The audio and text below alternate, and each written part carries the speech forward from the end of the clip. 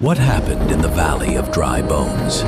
Ezekiel was taken by the Spirit of the Lord to a valley filled with bones, not just bodies, not just graves, bones, scattered, dry, lifeless.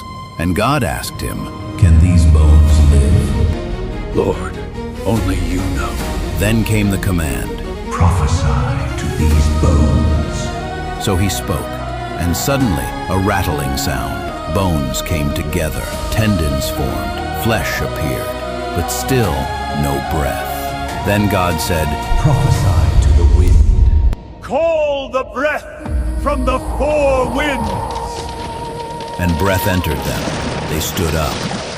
A vast living army. What was once dead now lived. Because God doesn't just restore what's broken, He resurrects what was beyond hope. If you believe even dry places can live again, type Amen and declare, "Breathe on me, Lord." Did you know that Moses once personally led an entire nation through a life and death escape? According to the Bible, that day became the darkest moment in Moses' entire life. They were exhausted, children were crying, the elderly could barely walk, and fear kept spreading through the crowd. Behind them roared Pharaoh's chariots closing in, and before them stretched the endless, uncrossable Red Sea. A woman grabbed the edge of Moses' robe, her voice trembling. "Are we truly going to survive this?" An old man gasped for breath and said, "We've run so far. Please don't let us die here." Moses looked back at his people, the young and the old, the desperate and the terrified. His own heart was trembling, his faith pushed to its breaking point. "Moses, we're trapped. They're catching up." Panic rolled toward him like a crashing wave. All Moses could do was lift his eyes to heaven. "Lord, they are afraid, and I am afraid too. If you are still with us, show us where to go."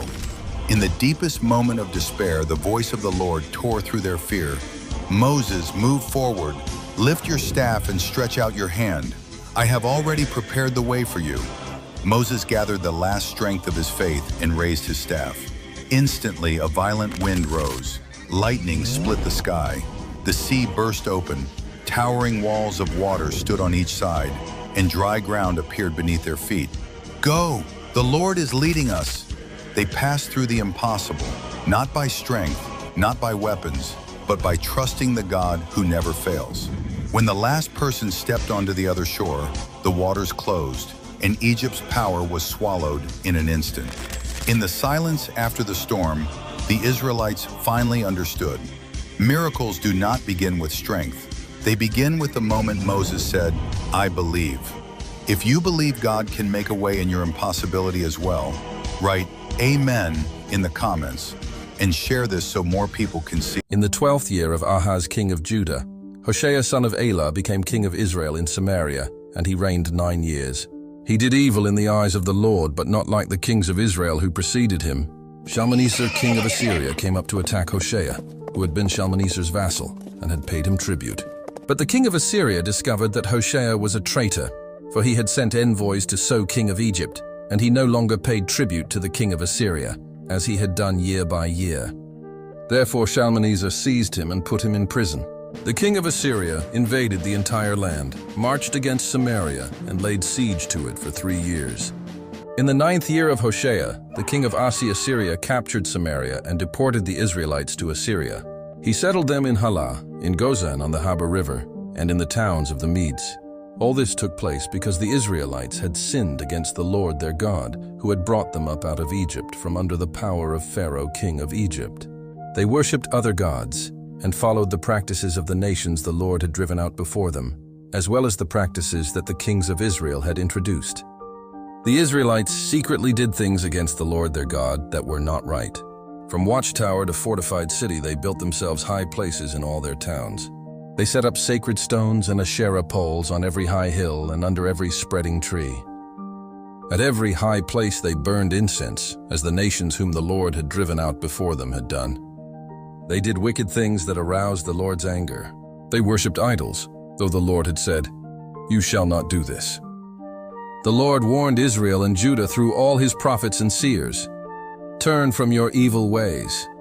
Observe my commands and decrees in accordance with the entire law that I commanded your ancestors to obey and that I delivered to you through my servants the prophets." But they would not listen and were as stiff-necked as their ancestors, who did not trust in the Lord their God.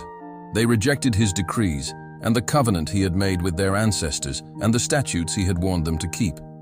They followed worthless idols and themselves became worthless. They imitated the nations around them, although the Lord had ordered them, "Do not do as they do." They forsook all the commands of the Lord their God and made for themselves 2 idols cast in the shape of calves and an Asherah pole. They bowed down to all the starry hosts and they worshipped Baal. They sacrificed their sons and daughters in the fire. They practiced divination and sought omens and sold themselves to do evil in the eyes of the Lord, arousing his anger. So the Lord was very angry with Israel and removed them from his presence. Only the tribe of Judah was left, and even Judah did not keep the commands of the Lord their God. They followed the practices Israel had introduced. Therefore the Lord rejected all the people of Israel. He afflicted them and gave them into the hands of plunderers until he thrust them from his presence. When he tore Israel away from the house of David, they made Jeroboam son of Nebat their king. Jeroboam enticed Israel away from following the Lord and caused them to commit a great sin. The Israelites persisted in all the sins of Jeroboam and did not turn away from them until the Lord removed them from his presence, as he had warned through all his servants, the prophets. So the people of Israel were taken from their homeland into exile in Assyria, and they... Ever wondered what happened to the men who played a role in killing Jesus? The key figures were Pontius Pilate, the Roman governor, Caiaphas, the high priest, and Judas Iscariot, Jesus' betrayer. Pontius Pilate reportedly struggled with guilt, and historical accounts suggest he eventually fell out of favor with Rome and may have died by suicide. Caiaphas was removed from his position shortly after Jesus' death, and according to tradition, he lived in disgrace. Judas, overwhelmed by remorse, returned the silver he was paid and tragically took his own life. Each man faced consequences, whether through guilt, disgrace, or downfall, reminding us that their actions carried a heavy price. What other surprising stories from Jesus' time do you know?